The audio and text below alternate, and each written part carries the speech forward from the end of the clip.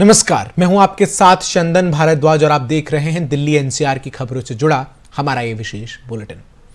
दिल्ली में पिछले 22 दिन से आंगनवाड़ी की महिलाएं मुख्यमंत्री अरविंद केजरीवाल के घर के बाहर अनिश्चितकालीन भूख हड़ताल पर बैठी हैं। महिलाओं ने सीएम आवास के बाहर शक्ति प्रदर्शन किया। हजारों की तादाद में आंगनबाड़ी वर्कर्स मुख्यमंत्री आवास के बाहर प्रदर्शन में शामिल हुई और सरकार के खिलाफ जमकर नारेबाजी की।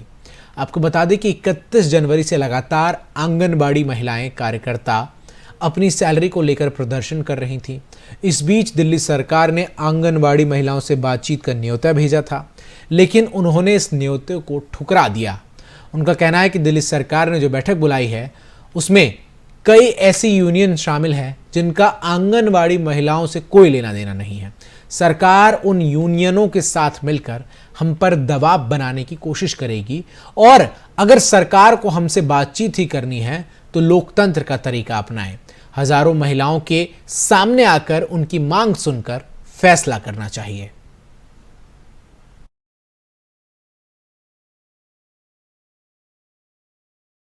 कोरोना के कारण लंबे समय से बंद रहा चिड़ियाघर 1 मार्च से पर्यटकों के लिए खुल रहा है, लेकिन अभी सीमित संख्या में पर्यटकों को एंट्री दी जाएगी। पर्यटकों को टिकट ऑनलाइन ही मिलेगा। चिड़ियाघर के अधिकारियों से मिली सूचना के अनुसार इसे खोलने की तैयारियां चल रही हैं। टिकट चिड़ियाघरों की वेबसाइट से ऑनलाइन मिलेंगे। सामान्य दिन में करीब 10,000 तक पर्यटक यहां आते हैं। अब नए सिरे से इसे खोलने की तैयारी हो रही है। जीव जंतुओं की सुरक्षा के लिहाज से पर्यटकों को मास्क और सोशल डिस्टेंसिंग का पालन करना होगा। सैनिटाइजेशन और थर्मल स्क्रीनिंग के बाद चिड़ियाघर में प्रवेश मिलेगा। अंदर खाने पीने की चीज़ों को लेकर जाना पूरी तरह प्रतिबंधित होगा। गौरतलब है कि कोरोना की तीसरी लहर में मामले तेजी से बढ़ने के बाद दिल्ली चिड़ियाघर को भी बंद कर दिया गया था। चिड़ियाघर में एंट्री करने के लिए टिकट ऑनलाइन बुक करने की व्यवस्था होगी। धर्मदेव राय को चिड़ियाघर का नया निदेशक नियुक्त किया गया है। केंद्रीय पर्यावरण और जलवायु परिवर्तन मंत्रालय की ओर से जारी अधिसूचना में इस बात की जानकारी दी गई है।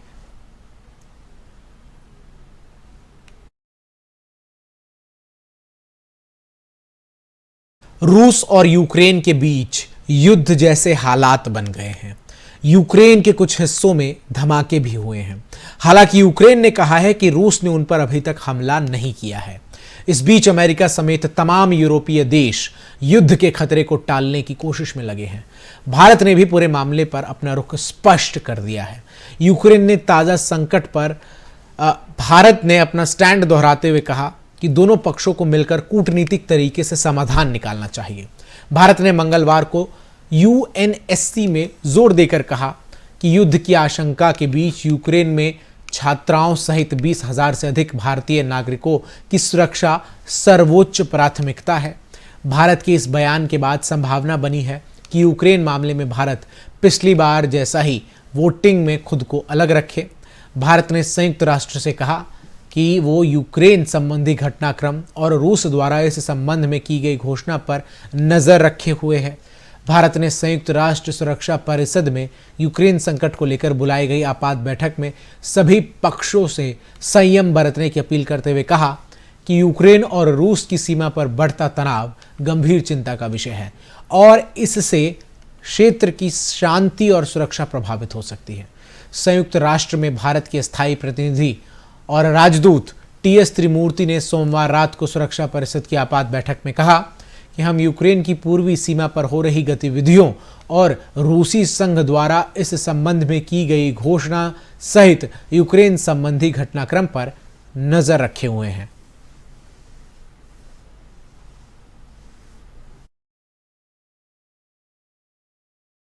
We cannot afford to have a military escalation. As we have emphasized before, the Minsk agreements provide a basis for a negotiated and peaceful settlement.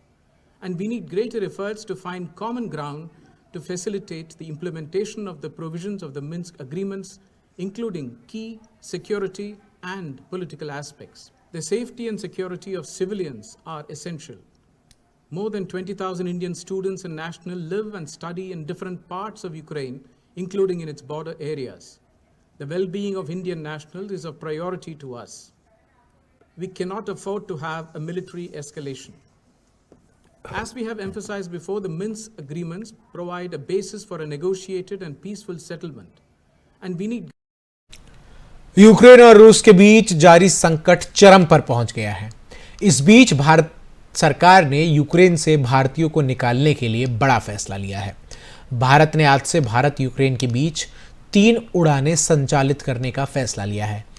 अन्य 2 उड़ान 24 और 26 फरवरी के लिए निर्धारित हैं। इसके मद्देनजर एयर इंडिया ने ट्वीट करते हुए कहा है कि 22, 24 और 26 फरवरी 2022 को भारत यूक्रेन के बीच 3 उड़ानों का संचालन करेगी। बुकिंग एयर इंडिया बुकिंग कार्यालय, वेबसाइट, कॉल सेंटर और अधिकृत ट्रैवल एजेंटों के माध्यम से खुली है। विदेश मंत्रालय की ओर से इसे लेकर एडवाइजरी भी जारी की गई है। विदेश मंत्रालय की ओर से जारी एडवाइजरी में कहा गया है कि यूक्रेन में लगातार बढ़ते तनाव और हालात की अनिश्चितताओं को देखते हुए अतिरिक्त फ्लाइट्स का प्रबंध किया गया है। एडवाइजरी में बताया गया है कि कीव से दिल्ली के लिए 25 फरवरी को सुबह 7 बजे और 27 फरवरी को सुबह 7 और शाम 7:35 पर अतिरिक्त फ्लाइट्स संचालित की जाएगी। इसको लेकर भारतीय दूतावास ने कहा, यूक्रेन में स्थिति के संबंध में निरंतर उच्च स्तर के तनाव और अनिश्चितताओं को देखते हुए सभी भारतीय नागरिक जिनका प्रवास आवश्यक नहीं समझा जाता है और सभी भारतीय छात्रों को अस्थायी रूप से यूक्रेन छोड़ने की सलाह दी जाती है। इसमें आगे कहा गया है कि भारतीय छात्रों को सलाह दी जाती है कि वो चार्टर्ड उड़ानों के बारे में अपडेट के लिए संबंधित छात्र ठेकेदारों के संपर्क में रहें और किसी भी अपडेट के लिए दूतावास के फेसबुक, वेबसाइट और ट्विटर का अनुसरण करना जारी रखें। राष्ट्रीय राजधानी दिल्ली में आज का मौसम पिछले कुछ दिनों के मुकाबले अलग रहने वाला है। जहां बीते दिनों ठंड से राहत मिलती रही, तो वहीं आज तेज हवाएं चलने का अनुमान जताया गया है। मौसम विभाग का अनुमान है कि आज दिल्ली में तेज हवाएं चलेंगी, जिसकी वजह से लोगों को हल्की सर्दी महसूस हो सकती है। मौसम विभाग के अनुसार दिल्ली में आज का न्यूनतम तापमान 10 डिग्री सेल्सियस रह सकता है, जबकि अधिकतम तापमान 26 डिग्री सेल्सियस रहने का अनुमान है। दिन के समय धूप तो खिली रहेगी, लेकिन हवाओं की गति काफ़ी तेज़ रहेगी। मंगलवार को 30 से 40 किलोमीटर प्रति घंटे की रफ्तार से हवाएं चल सकती है। कल से कुछ दिनों तक बादल छाए रहने की भी संभावना जताई गई है। मौसम विभाग के अनुसार दिल्ली में बुधवार को न्यूनतम तापमान 12 डिग्री सेल्सियस रह सकता है, जबकि अधिकतम तापमान 27 डिग्री सेल्सियस रहने का अनुमान है। कल और परसों आसमान में हल्के बादल छाए रहेंगे। वहीं 24 फरवरी को न्यूनतम तापमान 11 डिग्री और अधिकतम तापमान 27 डिग्री सेल्सियस रहने की संभावना है।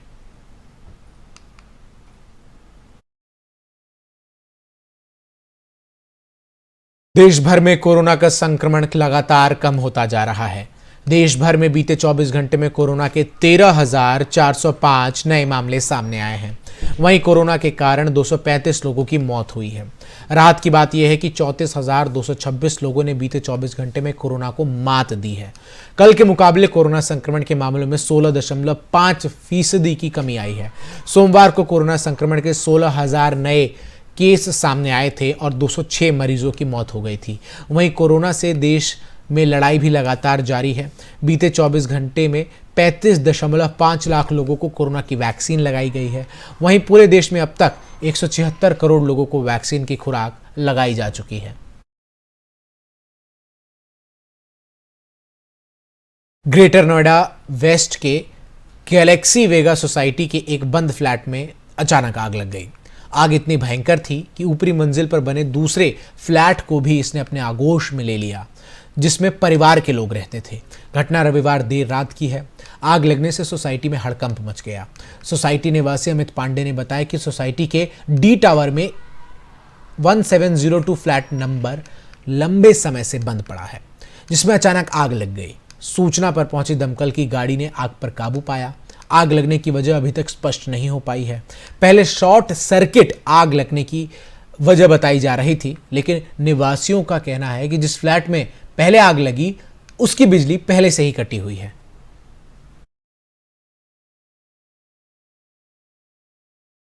नोएडा के सेक्टर 125 स्थित एमिटी यूनिवर्सिटी के गेट नंबर 2 के पास बीती शाम को छात्रों के 2 गुट खाना खाने को लेकर हुई बहस के बाद आपस में भिड़ गए। इस मारपीट का वीडियो सोशल मीडिया पर वायरल हुआ है। मारपीट में एक गुट के 2 छात्रों को चोट आई है।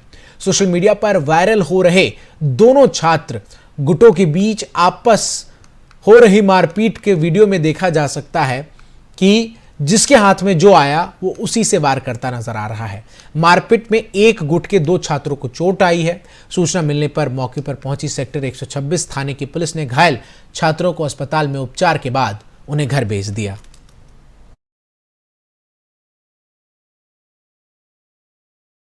कल के लिए इस बुलेटिन में बस इतना ही। खबरों का सिलसिला FM न्यूज पर लगातार जारी है।